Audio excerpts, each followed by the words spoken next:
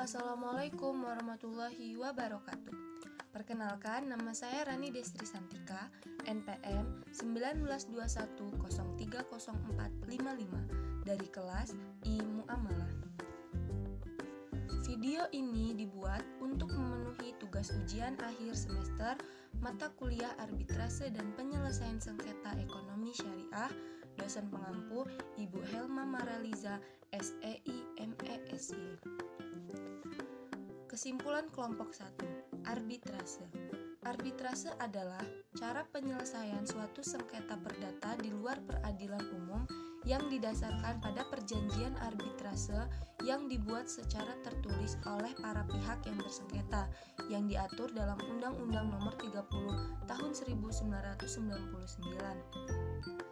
Dalam pasal 7 Undang-Undang Nomor 30 Tahun 1999 mengatur para pihak dapat menyetujui perjanjian suatu sengketa yang terjadi atau akan terjadi di antara mereka untuk diselesaikan melalui arbitrase dengan suatu perjanjian tertulis yang disepakati para pihak.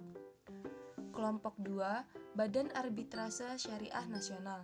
Pasca Undang-Undang Nomor 3 Tahun 2006 tentang perubahan Undang-Undang Nomor 7 Tahun 1989 tentang peradilan agama diundangkan dan dikaitkan dengan Undang-Undang Nomor 21 Tahun 2008 tentang perbankan syariah, Undang-Undang Nomor 48 Tahun 2009 tentang kekuasaan kehakiman.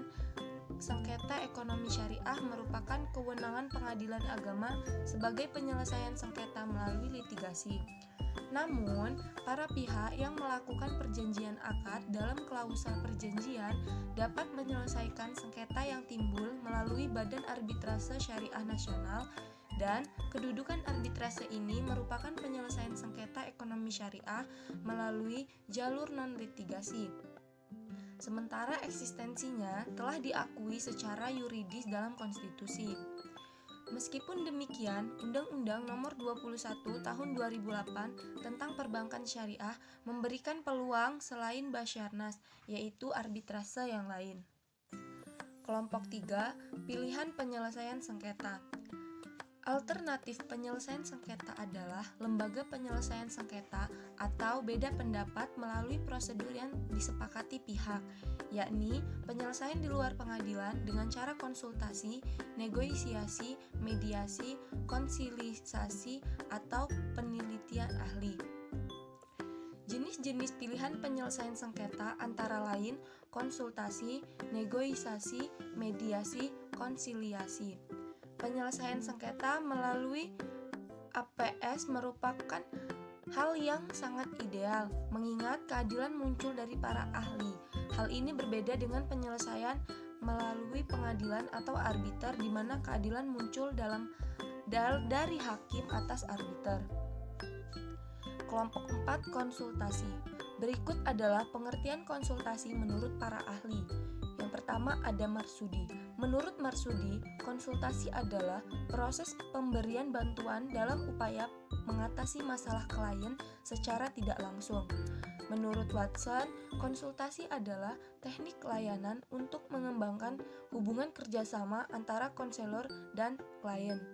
Sedangkan layanan konsultasi adalah bantuan dari konselor ke klien, di mana klien sebagai konsultan dan klien sebagai konsultan membahas pihak ketiga. Tujuannya adalah agar orang yang dilayani mampu menghadapi semua tugas perkembangan hidupnya secara sadar dan bebas. Kelompok 5, negosiasi. Dapat disimpulkan secara garis besar bahwa negosiasi adalah salah satu bentuk dari alternatif penyelesaian sengketa, di mana dengan mempertemukan kedua belah pihak secara langsung untuk menemukan akhir penyelesaian dari kepentingan yang ingin dituju dan menyelesaikan masalah yang ada. Ciri khusus atau karakteristik dari negosiasi itu sendiri seperti yang pertama, terdapat dua atau lebih baik pihak individu, kelompok, atau organisasi, di mana mereka saling berkomunikasi sendiri di antara mereka. Yang kedua, terdapat konflik kepentingan di antara para pihak tersebut. Yang satu menginginkan apa yang sesungguhnya diinginkan oleh para pihak lainnya dan berusaha sendiri mencari cara untuk mengatasi konflik tersebut. Yang ketiga, masing-masing pihak berpikir bahwa ia dapat menggunakan upaya atau pengaruhnya untuk mendapatkan hasil yang lebih baik daripada hanya menerima apa yang pihak lain berikan secara sukarela. Yang keempat, para pihak merasa lebih baik mencari kesepakatan daripada harus bertengkar secara terbuka atau mengalahkan pihak lainnya untuk memutuskan hubungan tanpa ada kontrak lain atau membawa persoalan tersebut kepada pihak yang lebih kuat untuk memutuskan. Yang kelima, para pihak saling mengharapkan adanya perubahan atau modifikasi atas tuntutan masing-masing. Kelompok 6, mediasi. Penyelesaian sengketa secara mediasi di luar pengadilan di Indonesia telah dikenal sejak dulu kala karena sistem adat istiadat di Indonesia dalam menyelesaikan suatu perkara selalu menjunjung tinggi musyawarah dan mufakat melalui lembaga forum adat masing-masing daerah di Indonesia. Secara yuridis, keberadaan penyelesaian sengketa melalui media diatur dalam Undang-Undang Nomor 30 Tahun 1999 tentang arbitrase dan alternatif penyelesaian sengketa. Perkembangan lebih lanjut penyelesaian sengketa secara mediasi dikenal dengan pengadilan Court Connected Mediation yang diatur melalui Peraturan Mahkamah Agung Republik Indonesia Nomor 1 Tahun 2016 tentang prosedur mediasi di pengadilan.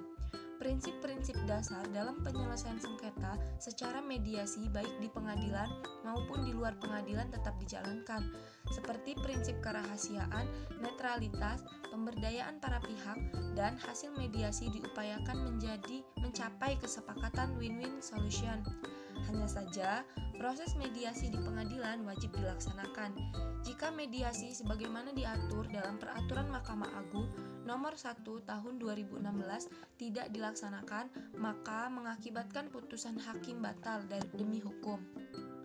Yang kelompok 7, konsoliasi. Konsoliasi merupakan kombinasi antara penyelidikan atau inquiry dan media atau mediator. Pada prakteknya, proses penyelesaian sengketa melalui konsiliasi mempunyai kemiripan dengan mediasi. Perbedaannya yaitu proses penyelesaian sengketa melalui konsiliasi memiliki hukum acara yang lebih formal jika dibandingkan dengan mediasi. Kelompok 8, pendapat hukum atau pendapat melekat. Pendapat hukum adalah salah satu peran pekerja hukum dengan memberikan konsultasi hukum, yaitu memberikan pendapat hukumnya baik untuk menghindari timbulnya sengketa dan untuk penyelesaian sengketa baik secara lisan maupun tertulis untuk orang yang membutuhkan. Legal opinion harus mencakup identifikasi masalah hukum, identifikasi fakta hukum, inventarisasi aturan hukum, pengaplikasian peraturan terhadap permasalahan, pembuatan analisis hukum, dan pembuatan kesimpulan yang menjawab permasalahan. Kelompok 9, eksekusi putusan arbitrase dan ADR. Menurut M. Yahya Harahap, eksekusi adalah pelaksanaan secara paksa putusan pengadilan dengan bantuan kekuatan hukum apabila pihak yang kalah atau tereksekusi atau pihak tergugat tidak mau menjalankan secara sukarela. Lembaga arbitrase sangat ingin melakukan eksekusi, tidak serta-merta melakukan eksekusi itu sendiri, melainkan dilakukan oleh pengadilan karena lembaga arbitrase tidak memiliki perangkat eksekusi seperti yang dimiliki oleh pengadilan. Demikian video rangkuman atau kesimpulan yang dapat saya sampaikan. Terima kasih. Jangan lupa like dan komen. Saya akhiri.